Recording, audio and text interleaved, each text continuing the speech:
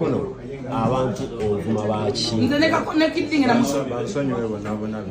oyagala abantu bakusonyiwe abazadde b'abantu b'ovumye Mama Fina. Finally Kakono akwatidwa eyavuma Mama Gravity full figure wamu n'abalala ate nga ye omwana eyakwana kadama wali ku live nga yagala kupa miki bimutabukidde ebivumu byafunye nabyo bika bya maziga. Alien Skin finally asazeewo okusayininga taata wa Champion Ogudo n'ebirala bibino mbirina amaso nga bali nkola fano kwanda boyuji ka video mbadde nsaba okampeleka like kabenga kasotambula katukira omuntu yenna yendegadde kumanya kweno information mu mutima omulungi subscribinga wegatte ku family yaffe Hajimiti ononga kulombeddwa namba eri awesimbeyo 15 mu inboxing abirenga akuyamba Basadik Property Consultants nabo we bali nnyo okuyamba okufunira ettaka wano mu Kampala alitandikira ku miliyoni emu wamu n'okwambuka amateka gabe gasangibwa amatuga kawana ndoza mwenna abamanyi Kampala mumanyi tino eri ebifukale biri kumpi ne Kampala kale gatuyonge na mawule gafaga lero oluvannyuma lwa Gravity okukola show ye eyali successful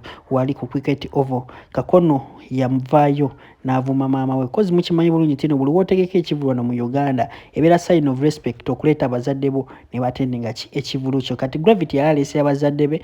ku kivulu kye ono Kakono we yabalaba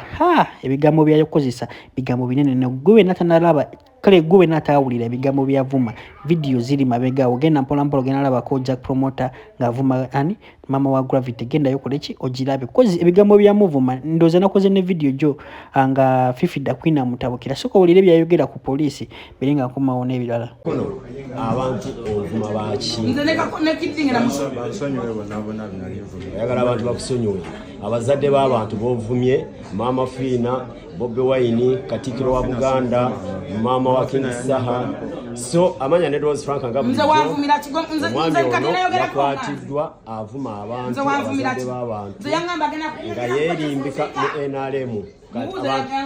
abantu badde basatu etwadde tunoonya okuli omwami ono owokubiri bwino ku meeza owokusatu pressure mugenda kukwatibwa okuvuma abantu nga mwerimbika mu NRM n'abebweru boogere tekijja abajja kuliko yo mukazi tunyomikisi alina fayiro ngaga omwami ono yavumye Mama wa King Saha n'abalala nga example gundi Mama wa Gravity omutijju n'avuma Katikiro wa Buganda n'avuma Mama Fina abantu bangi bazaavuma so olwaleero akwatiddwa era atwalibwa mu kooti tuli wano kibayita bate wano tuli ku police katwe police katwe gwe mubuuze kyamvumiranga abantu ovuma baki okuvuma waki yanga mangenda kuyisa Kakono mu ttaka nkuyuze gwe Akakono we mwana Kakono wali ovumira kina bino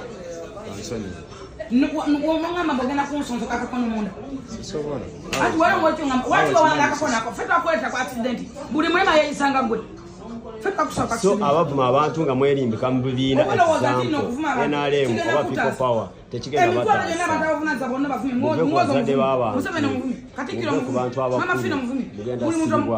ebya taata wa Champion Ogudo wamu ne Alien Skin kirabika comedy abiyingiddemu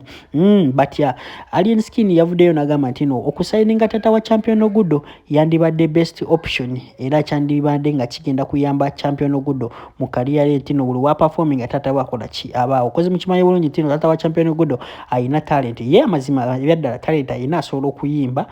yimba kadongo ka mundoza mwena mawulidde olunyimba ze abasinga bino betubagamba nti no yafulumiza oluyimba nga temumanyi kozi video zaffe ziri nkadde ugendayo mu video zaffe ez'emabega ugenda laba video nga taata wa Champion Ogudo ngakola kyayimba oluyimba lwe nalwo lwe luli osobola n'otapinga mu ezo video n'ozikola ki n'oziraba naye nga ye Champion Alien Skin yagambye nti no tasobola muleeta ku Falcon Forest kozi oyo musajja mukulu nnyo era ajja kuba akola ki era ajja kuba kala muyisiza amaaso omanye okubeerawo nga mwina omusajja omukulu okitegeera kale Alien Skin kale yagala biri superior tino yabeera nga asobola okukola ki okufuga Falcon naye kati wanaabeerawo omusajja omukulu kati taata wa Champion Ogudo tosobola mugamba kino nakikola okitegeera aba musajja mukulu yalina okuba nga yabatowera ki order tenga Alien Skin saawa zino eno mukimanyi bulungi tino alabirira abaana bangi abasukka mu abiri mukimanyi bulungi aba following Wonder Boy aba following Len Skin ya kati ngenda bamba playing ka video ka Len Skin nga sabira Khalifa Ganaga aje asayininge tata wa Champion Ogudo koza ina talent mukimanyi bulungi tino Khalifa Ganaga ono ye omusajja yasokera ddala okusayininga omuyimbi amanyikidwa nga Fresh Daddy mukimanyi bulungi tino ye tata wa Fresh Kid era nga naye saga kumpi zagala fana neza Len Skin wamu ne Champion Ogudo so ye Champion Ogudo byagamba komeona ebiralo nera tawa cha tumusayininga ana gabato nange ategeke bivulu twabana nja mpaka na Yesu mbere wa nini ani pozo ono katana Champion Ogudo katana Champion Daddy yagala oyeme funa yo ako muziki gwenda kwa imange damu nene da tuso musayininga kisoboka okwaja sibambi abantu banyonyola Champion Daddy ogola aja tutsumbu aya funye aba yaya bana batewumuza yaso kunyiza ningamba omusajja ono kiwali kyane mazine mbambi ne mwagala wana yatatu sombo egwanga nenda bate gwango imaili yako sombo ati kati atezi natani sombo mwagala sino abantu bagana kujira batya atene lyakiriza alisumbuwe ati Uganda ekimanyi ega obamu akozi bwe sako gadi wanaja tusumbu waja tuwa amateeka aja kwefuula muzeeyi waffe aganaga bambi sebo tukusaba nga tugasiba mu maloboozi gaffe okuva eno ku kitebe tusayiningire Champion Daddy mazima muzeeyi suningani muzeeyi kiwanike mwana